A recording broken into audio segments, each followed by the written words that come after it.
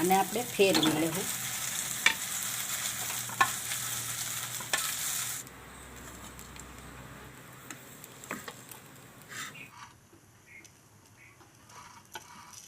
હાલો મિત્ર, જય માતાજી. હું દિયાબેન પરમાર અમરેલીથી. મારી ચેનલનું નામ દિયાબેન ડીનું રસોડું.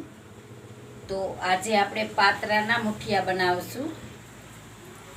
તો પાત્રાના મુઠિયા બનાવવા માટે આપણે આ પાત્રા આ રીતે ધોઈને સરસથી કટિંગ કરી લીધું છે, જે આ રીતનું આપણે કર્યું છે. અને થોડોક આપણે લોટ લીધો છે, ઘઉંનો 1 વાટકો. આપણે જે જાડો લોટ આવે ને એ લીધો છે. 1 વાટકો આપણે ચણાનો લોટ લીધો છે. 1 ચમચી આપણે ચોખાનો લોટ લીધો. 1 વાટકો આપણે બાજરાનો લોટ લીધો છે. અને વઘારવા માટે આપણે આ જીરું લીધું છે, અડધી ચમચી રાઈ લીધી છે. થોડાક મીઠા લીમડાના પાન લીધા છે. 1 ચમચી આપણે સફેદ તલ લીધા છે. અને આ આપણે લોટ બાંધવાનો મસાલામાં નાખવા માટે આપણે 1.5 ચમચી આપણે ખાંડ લીધી છે. અને આપણે આ મીઠા સોડા લીધા છે. અને 1 લીંબુનો રસ આ રીતે આપણે કાઢી લીધો. 2 ચમચી આપણે ધાણા જીરું લીધું છે. સ્વાદ પ્રમાણે આપણે મીઠું લીધું છે. અને આપણે આ મરચાં, આદુ મરચાં ને લસણ આ રીતે આપણે મિક્સરમાં કાઢી લીધું છે. અને આ ધાણા લીધા છે. અને તેલ લીધું છે ને પાણી લીધું છે. તો પહેલાં આપણે ગેસ ચાલુ કરીને આપણે આ પાણી ગરમ મેલી દેવું.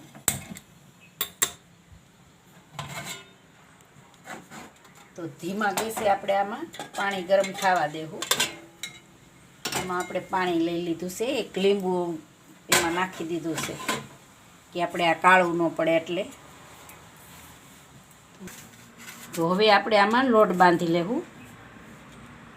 તો પહેલાં આપણે આ પાત્રાના પાન લીધા છે, એને આપણે આમાં નાખી દેવું. આ લોટ બધાય આપણે સાળીને લીધા છે. તો આ આપણે ઘઉંનો લોટ છે, જે ભડકું આવે એ લીધું છે. આપણે બાજરાનો લોટ લીધો છે. ને આપણે ચણાનો લોટ લીધો. અને 1 ચમચી આપણે ચોખાનો લીધો છે. તમારે જાજો લેવો હોય તો જાજો આમાં નાખી શકાય. અને આદુ મરચાંની પેસ્ટ છે એ નાખી દેવું.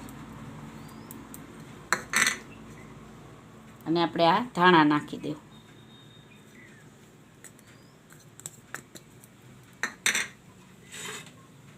તો મસાલામાં આપણે ધાણા જીરું નાખી દેવું. આપણે ખાંડ નાખી દેવું. અને સ્વાદ પ્રમાણે આપણે આમાં મીઠું નાખશું. મીઠું આપણે સ્વાદ પ્રમાણે નાખશું. અને આપણે આ મીઠા ચોળા નાખશું. એની ઉપર આપણે આ લીંબુનો રસ નાખશું.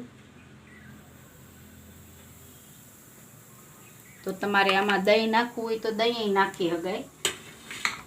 તો હવે આપણે લોટને બાંધી લેવું. આમાં મોણ નાખશું આપણે 2-3 પાવડા જેટલું.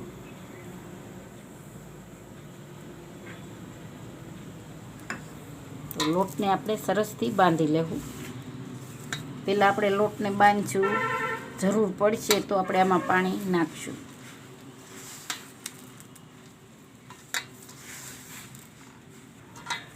તો હવે આપણે આમાં થોડું થોડું પાણી નાખશું.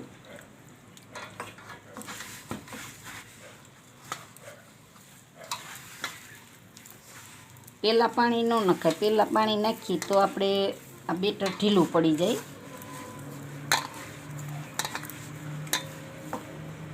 તો આને આપણે બાંધી લેવું લોટને. તો આ રીતે આપણે લોટ બાંધી લીધો છે. તો આને આપણે 5 મિનિટ જેવું રહેવા દેવું. આમાં આપણે ભડકું નાખ્યું છે એટલે જેટલું પાણી પીવાનું હોય એ પી લે એમ. આ રીતે તો આપણે આ રીતે 5 મિનિટ જેવું રહેવા દેવું આને. તો આપણો લોટ સેટ થાય તો આપણે આમાં તેલ ચોપડી દેવું. આપણે આ રીતમાં આપણે તેલ લગાવી દઈએ ને તો શું કે આમાં છોટે નહીં એમ.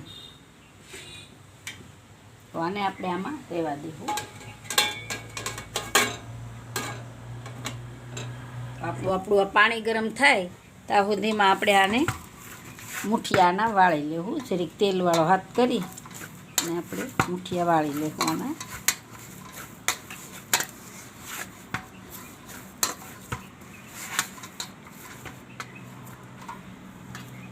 જે રીતના વાળવા હોય એ રીતના આપણે વાળી લેવાના. આ રીતે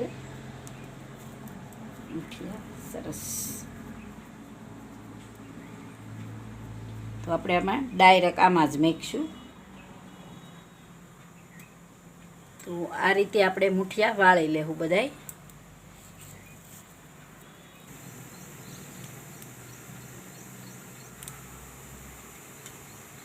તો આપણે આ બધાય વળી ગયા છે. તો હવે આપણે આ ઢાંકીને 10 થી 15 મિનિટ જેવું આપણે આને સડવા દેવું. તો હવે આપણે જોઈ 10 મિનિટ જેવું થયું છે.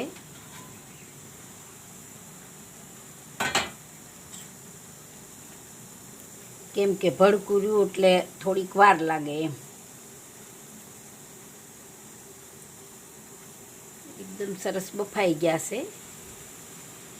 છૂટતા નથી એટલે બફાઈ ગયા છે. તો આપણે આને ગેસ આપણે બંધ કરી દેવું. આને નીચે ઉતારીને આપણે આને કાઢી લેવું.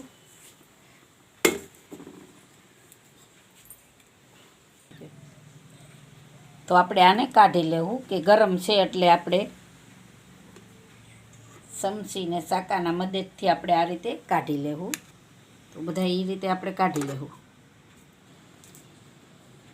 તો આપણે બધાય મુઠિયા કાઢી લીધા છે. તો ઘડીક આપણે આને ઠરવા દેવું. ગરમ છે એટલે તો ઘડીક વાર ઠરવા દેવું આને. તો આપણે ઠરી ગયા છે જો આ રીતે. તો આનું આપણે કટિંગ કરવાનું છે. તો આ રીતે આપણે કટિંગ કરી લેવું. જો આ રીતે આપણે કટિંગ કરવાનું છે. તો બધા એના કટિંગ કરી લેવું આપણે.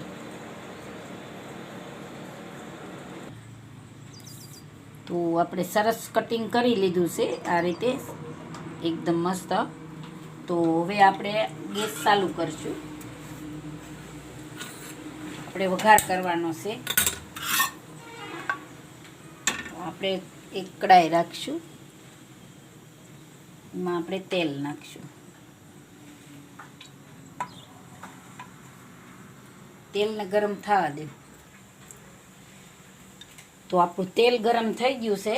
તો પેલા આપણે રાઈ નાખી દેવું. રાઈને આપણે ફૂટવા દેવું.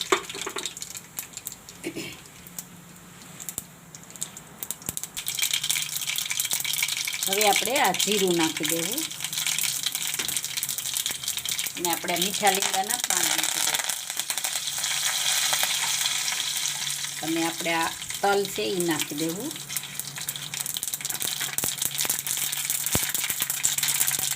હવે આપણે આપણા મુઠિયા નાખી દેવું. ગેસ આપણે ધીમો કરી નાખ્યો છે. અને આપણે ફેરવી લેવું.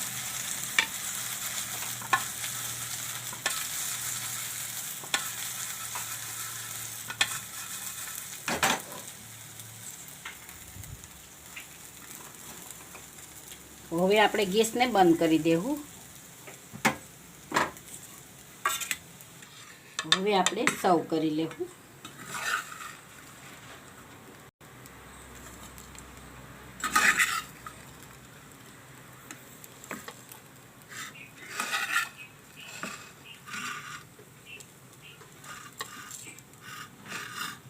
તો તૈયાર છે આપણા પાત્રાના મુઠિયા.